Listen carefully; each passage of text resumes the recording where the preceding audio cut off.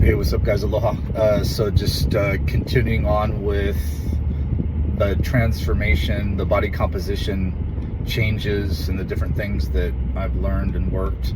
Some of the things I'll be sharing are just simply from many years of experimenting on myself to see what would work for me.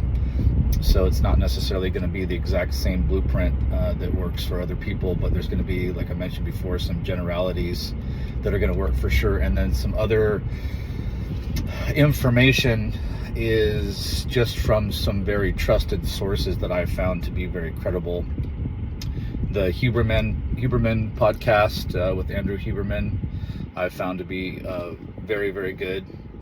Andy Galpin and his podcast is very good, and so I'll be citing quite a few different PhDs and MDs and other experts in different fields that you can look at and see if you can find some value in that information.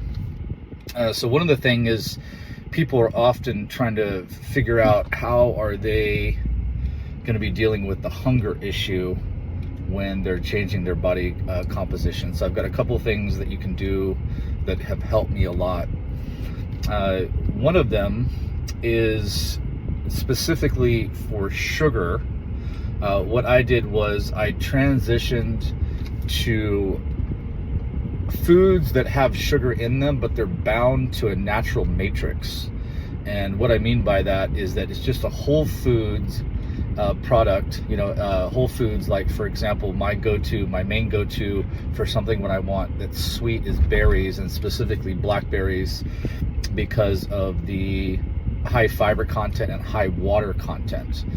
They're quite filling, and the fiber helps to mitigate the glucose spike, and this is a very satiating food source for me. There's also a lot of great vitamins and minerals in there as well.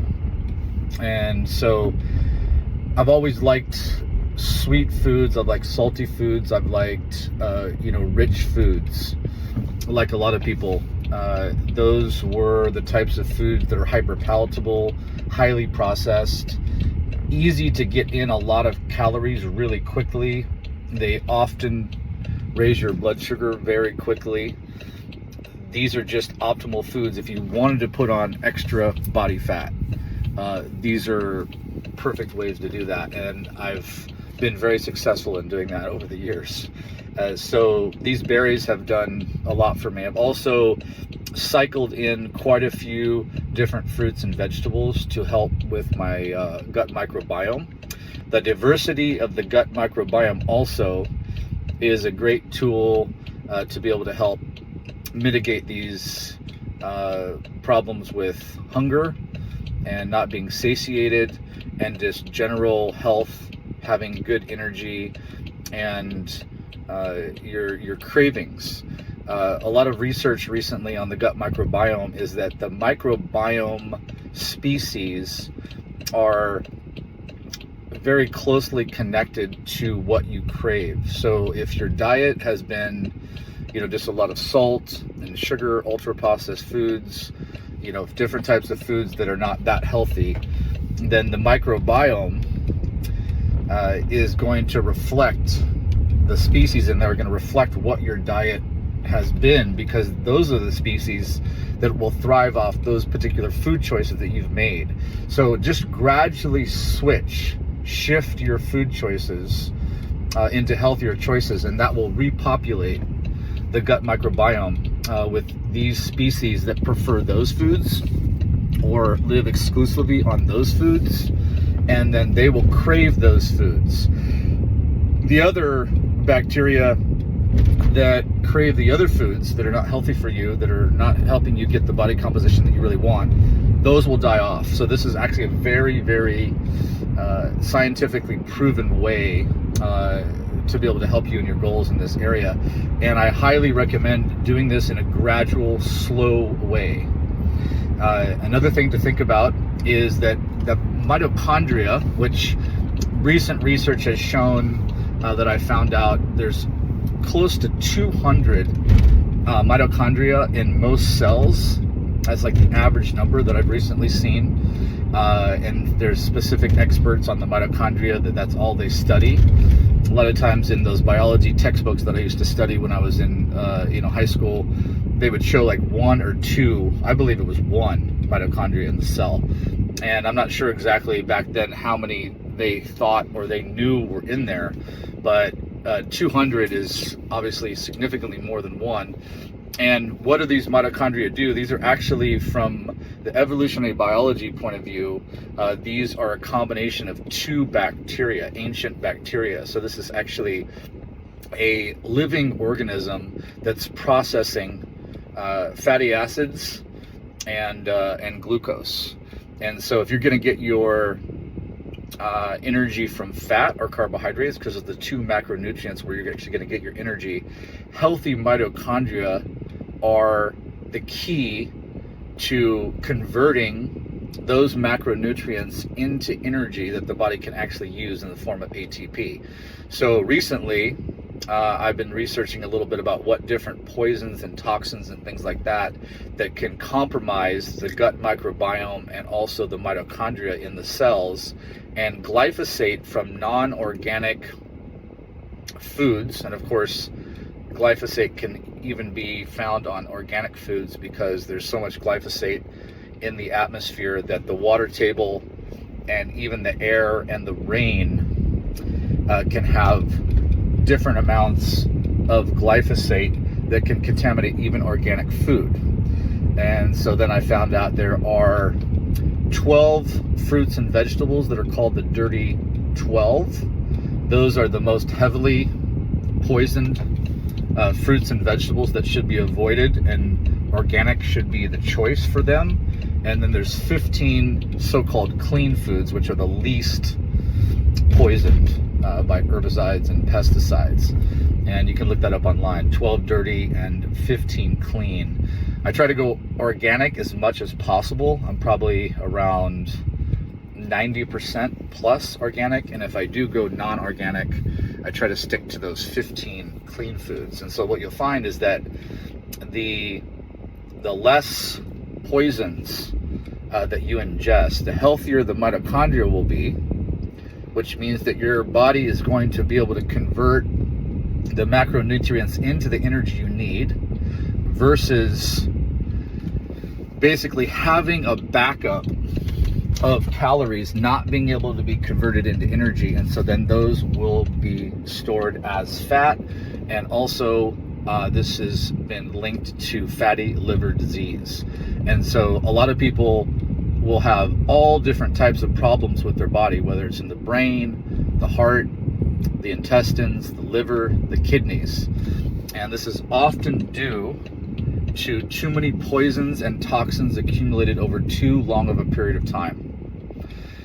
And as far as the mitochondria is concerned, these bacteria are very, very small organisms, and they're very susceptible to these poisons. And so when you ingest too much of these poisons and the gut microbiome is killed off, then you will also experience that very, very small lining in the gut that protects the rest of the body from the toxins that pass through the gut.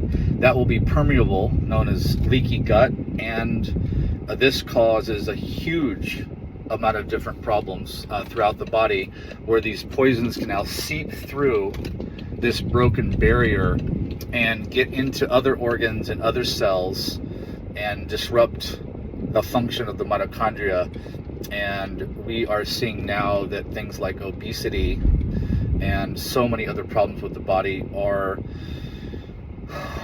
directly linked to this problem. So get a lot of those toxins out of your life, put in healthy food to rebuild your body, focus on your fiber, your whole foods, and also your protein to build some healthy muscle, and get sunshine and fresh air. Breathe deeply and get some really nice oxygen, helping you, because oxygen is such a key. Obviously you have to breathe. If you don't breathe, then you die. obviously way more important than water. So you can't go for very long without oxygen. You can go several days without water, and of course you can go many, many, many days without food. So these are just different hierarchies of how the body utilizes these different things. And so oxygen, when you can, open up your windows and get some fresh air if you live in a place where there's actually still fresh air. I live in Hawaii, and there's a lot of really good fresh air here. And drinking clean water, not ingesting too much liquids from plastics, which are seeping and leaking into those beverages. That's just increasing your toxic load. I take a chlorella spirulina supplement, which is simply a whole food which takes out heavy metals and other toxins from the body. So my strategy is taking as little toxins as possible, utilize food and other supplements to take the toxins out of my body as much as possible, utilize exercise and fresh air and sunlight and just a general healthy lifestyle to keep my circulation up, so it's constantly moving everything through my body, both energetically and just molecularly. And these are going to be very, very good strategies and for you to get to your body composition that you want. Now, as far as your goals are concerned, how do you stick to your goals? We're going to talk a little bit more about the growth mindset that you have, the reasons why you're doing what you're doing, how to tether the things that are important to you to the goal that you want to achieve.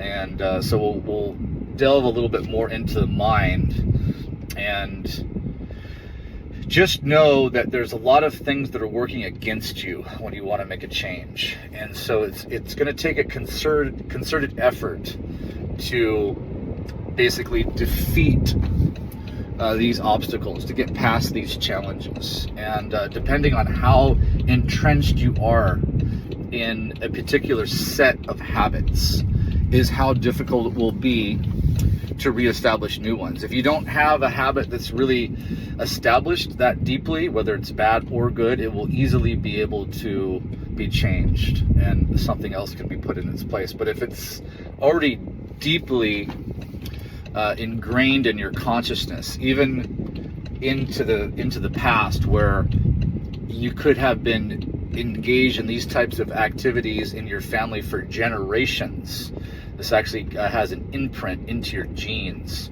and through epigenetics you will have a propensity to go down that path. And so in order to break generations of bad habits or change habits, it's even more challenging. So you have to be realistic about where you're at on this and plan accordingly.